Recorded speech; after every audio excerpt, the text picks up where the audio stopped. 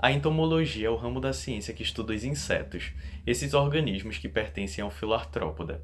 E essa área ela vai buscar compreender tanto a morfologia quanto os aspectos ecológicos desses animais, e vai destacar também múltiplas interações, como por exemplo as que acontecem com o ser humano. Entre os grupos de insetos, a ordem Lepidoptera, que inclui tanto as borboletas quanto as mariposas, se destaca por seu notável valor estético e simbólicos, sendo amplamente reconhecidos como um importante instrumento de educação ambiental.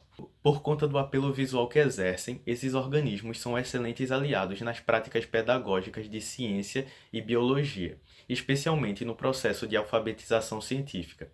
Diante disso, esse trabalho consiste num jogo didático, que é um jogo de correspondência semelhante a um jogo da memória. Só que nele funciona da seguinte forma: cada par vai ser constituído da seguinte forma. A primeira carta consiste no ovo e na lagarta, e vão ter as imagens respectivas da espécie. Também nessa carta vai ter uma cor específica para cada par, e na carta vai ter também o nome vernáculo e científico da espécie. A gente escolheu sempre espécies comuns do cotidiano e espécies que tenham alguma característica individual. E a segunda carta vai consistir na crisálida e na borboleta, que vai ser o ímago. Então, nesse jogo, a pessoa vai ter que relacionar tanto as fases juvenis quanto as fases de pupa e de ímago entre os indivíduos. Então, a partir do momento em que a pessoa consegue relacionar, a pessoa já consegue pegar aquele par para si.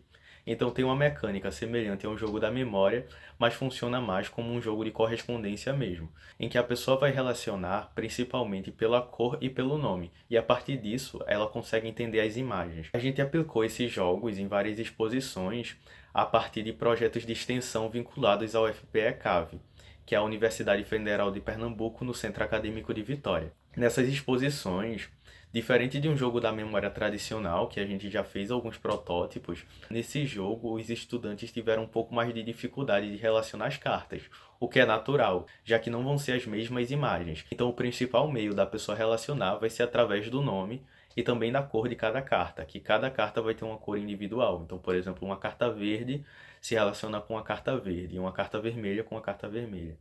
E o nome também vai facilitar. Então, com isso, geralmente os estudantes deles falavam em voz alta, então eles conseguiam relacionar e lembrar daquele nome associando a imagem que está lá. Com isso, foi interessante ver a reação dos estudantes ao ver que aquela lagarta vai se transformar naquela determinada borboleta, que a maioria não tinha essa noção, além das clássicas, da borboleta monarca, que é um exemplo bem comum. Eles viram que existem outros tipos de lagartas que cada uma vai se tornar uma borboleta específica. A gente deixou uma breve descrição sobre cada espécie em cada carta. Então, na primeira carta, que tinha o ovo e a lagarta, a gente deixou uma descrição sobre o ovo e a lagarta e algumas características, como, por exemplo, planta hospedeira, algum tipo de defesa delas, ou alguma característica individual, como camuflagem. Já na carta que tinha ímago e pupa, a gente deixou uma breve descrição sobre as características do ímago e da pupa. Por exemplo, questões como impalatabilidade, questões como, por exemplo, camuflagem ou coisas do tipo, coisas que eram pertinentes.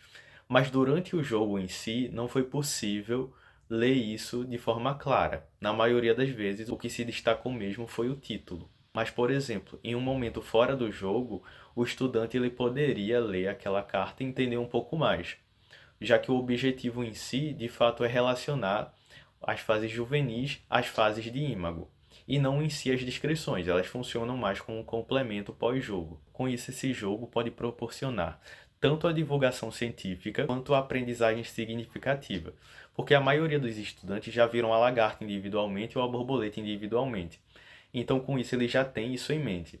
Mas, por exemplo, a partir do jogo eles conheceram as outras fases, e também, em muitos casos, a sua planta hospedeira. Então, com isso, eles relacionam o conhecimento que eles já têm, que é da observação cotidiana, com a informação científica. E com isso a gente consegue a aprendizagem significativa. Espera-se que a partir desse jogo, que foi criado para ser rápido e dinâmico para ser aplicado em exposições, que geralmente o tempo é bem corrido e os estudantes não param muito tempo para ver cada bancada, que geralmente são vários temas, e no nosso buscamos sempre abordar a Lepidoptera, que seja uma porta de entrada para novos conhecimentos, já que a ordem Lepidoptera é bastante diversificada e tem vários conhecimentos que podem ser agregados.